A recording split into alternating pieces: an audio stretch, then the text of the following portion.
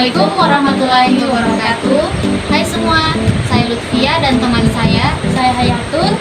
Hari ini kami akan menceritakan tentang pemimpin globalisasi ala Gen Z.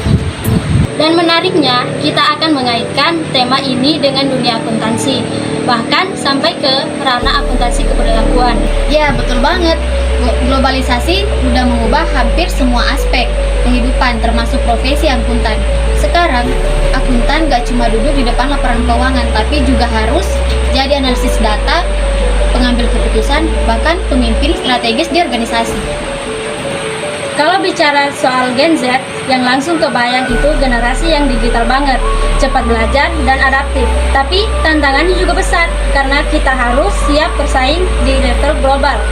Nah, dari buku Era Globalisasi ala Gen Z, kita bisa belajar bahwa pemimpin Gen Z punya ciri khas, terbuka, kolaboratif, dan berani mengubah sistem yang udah nggak relevan.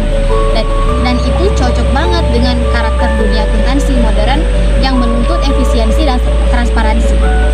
Benar, misalnya aja dulu laporan keuangan disusun manual, sekarang sudah serba digital.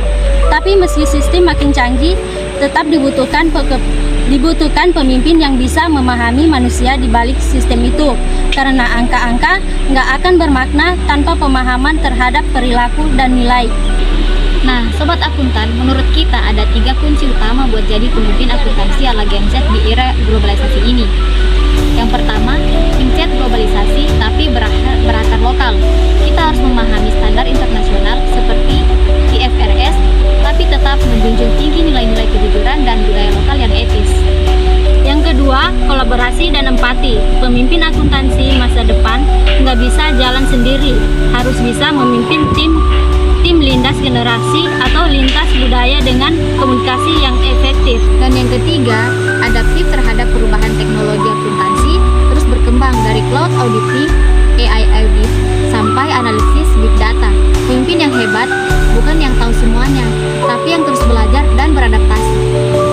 Nah, sekarang kita masuk ke bagian yang seringkali terlupakan, tapi justru sangat penting, akuntansi keperilakuan.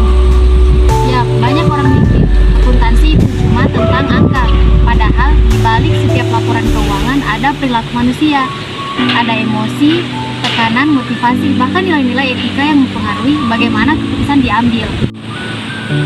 Benar, akuntansi keperilakuan mengajarkan kita bahwa faktor-faktor psikologis dan sosial punya dampak terhadap hasil akuntansi. Misalnya, bagaimana tekanan target bisa memicu keuangan atau bagaimana gaya kepemimpinan memenuhi moral tim. Makanya sebagai pemimpin Gen Z, kita harus belajar memahami perilaku rekan kerja, cara berpikir klien, dan dinamika organisasi.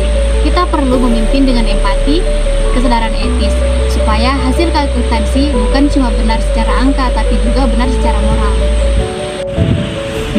Jadi, Sobat Akuntan, menjadi pemimpin di era globalisasi bukan cuma soal menguasai teknologi atau teori akuntansi, tapi juga tentang memahami perilaku manusia di dalamnya. Karena angka memang objektif, tapi perilaku manusia selalu subjektif. Dan justru disitulah pemimpin sejati dibutuhkan. Pemimpin Gen Z harus bisa menyeimbangkan logika dan empati, data dan nilai.